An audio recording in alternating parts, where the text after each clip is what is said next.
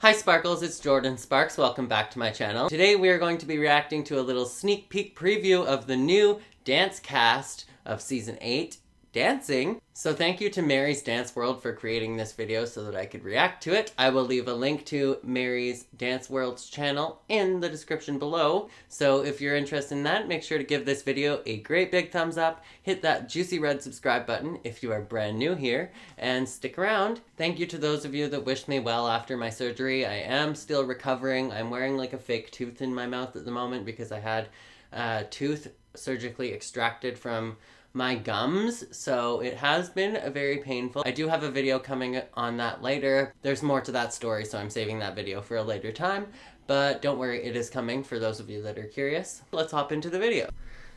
So it says the new Season 8 Dance Moms cast has been announced on Abby's Instagram. This is a brief first look at the girls exploring some of their skills and strengths. Sarah Georgiana.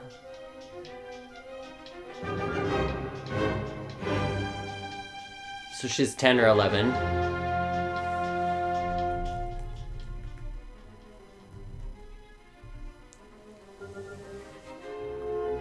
Okay, so right off the bat, she definitely looks like an Abby dancer.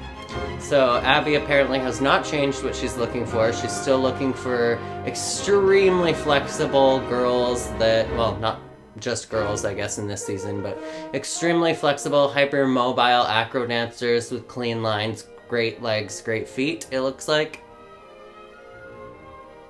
She's still focused on doing her lyrical acro contemporary, it looks like, for this season.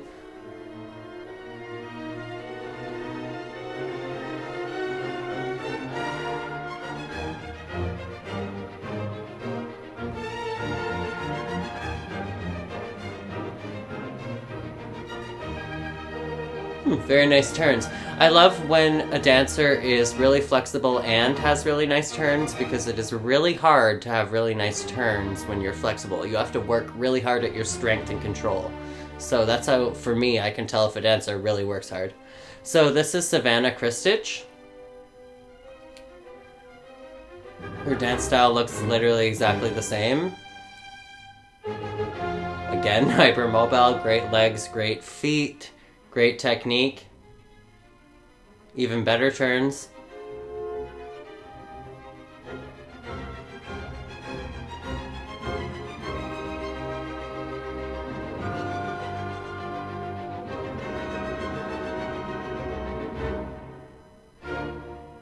Oh, she's only 9, possibly 10.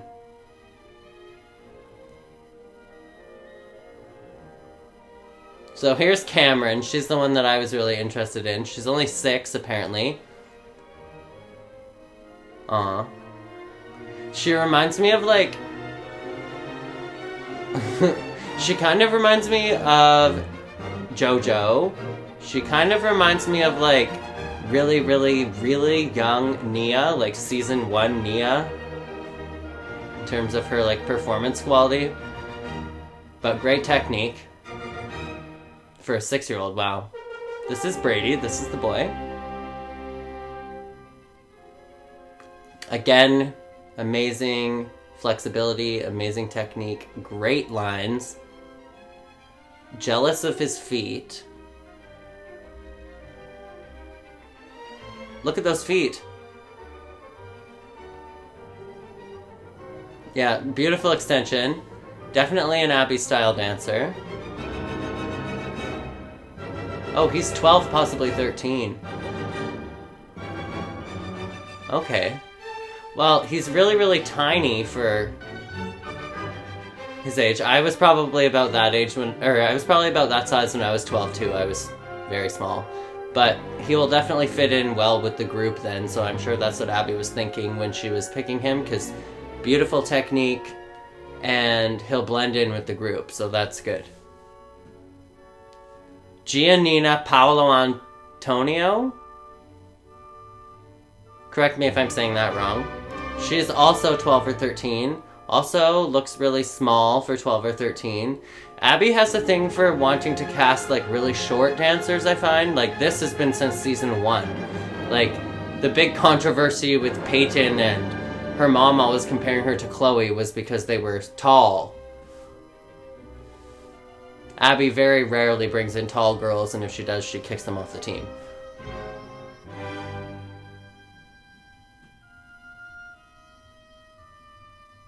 So again, clean lines, beautiful technique as well. This is Presley Hochbach? Hosbach? I'm not sure how you would pronounce that.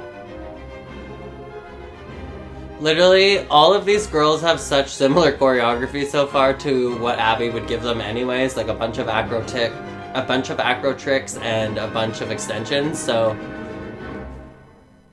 Abby obviously does really lyrical and musical choreography. She likes all of her choreography to be fluid and continue moving, I've realized. Like, that's why we don't see a lot of, like, 2018-19 style contemporary from Abby, is because she doesn't like things that just, like, stop. Like, for example, this solo of Liliana's right here.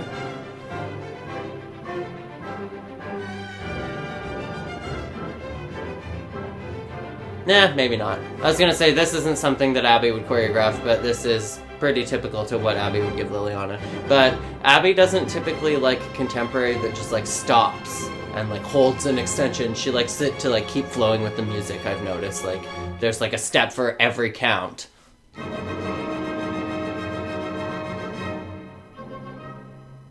I'm so happy to see that Liliana has been working really hard on her technique, because she's going to have a lot of fierce competition this season with all of these new kids that are all amazing, instead of just having Eliana, who's absolutely amazing. Yay! Lily doing turns. And this is Hannah. We don't know her last name, apparently. Aww, there was no clip of her dancing. Well, that sucks. Okay, well, that was the end of this video. So, what I was going to say is, sure, Lily being compared to Ellie and always competing against Ellie was a great challenge, because Eliana has absolutely amazing, outrageous, beautiful technique.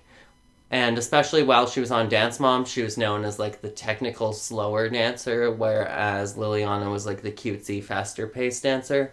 And I think that Abby did that to show that Liliana is good at all these acro tricks and she can pick up choreography and be cute and sell the dance, whereas she was showing that Eliana is beautiful at her control and her technique. I think that this is going to push Lily, like, really, really hard to have, like, an entire group of dancers that are extremely amazing, have beautiful technique, beautiful lines, beautiful performance quality. So all that being said, I do want to share my opinion on this upcoming season. So my problem, and when Dance Mom started to lose its magic for me, was when Abby started pulling in new dancers from all across the world based on their amazing technique. So, the reason why I say this is because I feel like the original magic of Dance Moms and why it was so captivating and motivating and inspiring is that it took a group of great dancers and we got to watch them strive to improve and strive to be the best, and that's relatable. To watch a group of great dancers that are striving to be excellent, and to watch anybody, a group of great anything that is striving to be excellent, is inspiring to watch. And so I think that's where the original magic of the show was. We were all inspired to watch them, we were rooting for them to succeed, and we just wanted the best for them. And that's why we related to these dancers, that's why we loved these dancers, and that's why we welcomed them onto our TVs and into our homes.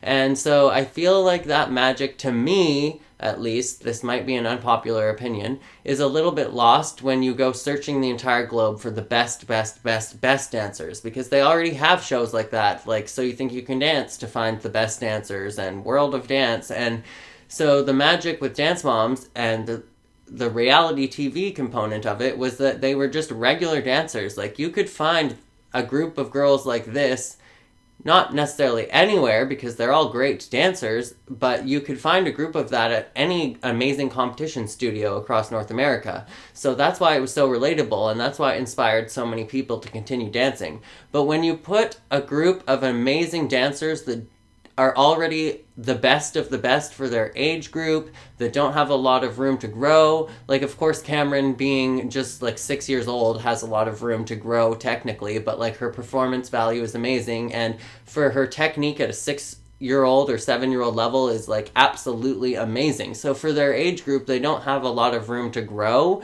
They're just going to put a group of amazing dancers together on stage, and we're going to watch them be amazing all the time. And that's why I think the minis didn't become like the main focus of Dance Moms, and why the ratings were only up when they focused on the original team, because it was a group of dancers that were working together to be their best, whereas the minis was a group of dancers that were hand-plucked across North America for being literally the cream of the crop, the best of the best of the best. And so it's not very inspiring to watch a group of people that is absolutely amazing. It's kind of discouraging, I think, to a bunch of kids across North America to watch Dance Moms now and be like, oh, they're all way too good, I could never be that good. And I think that's just discouraging to watch, as opposed to watching this original team that was just great dancers that were working towards being absolutely excellent was great. So I don't know. I unfortunately feel like this new season isn't going to get the best ratings because of that, because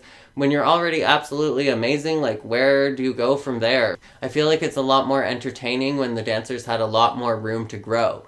So after this next season, I would love to see Abby bring in new dancers, or dancers from the ALDC that she is training herself, because don't you think it's a little bit hypocritical that she was always so irritated with Kathy for bringing in dancers that she didn't teach herself? Meanwhile, this entire new team is not dancers that Abby taught herself, including Liliana. Liliana trained somewhere else for most of her life before she came to the ALDC, so I don't know. I think it's a little bit hypocritical, but I just think it's going to be a little bit boring to watch a bunch of dancers that are already absolutely amazing and don't have a lot of room to grow. And don't get me wrong, every dancer has room to grow. None of us are perfect. We all have room to work on our technique. We all have room to work on our performance. We all have room to grow as artists. So don't get me wrong, I think Season 8 will be amazing. I am super stoked and excited to see all of these dancers putting their skills to work and how they collaborate as a cohesive group.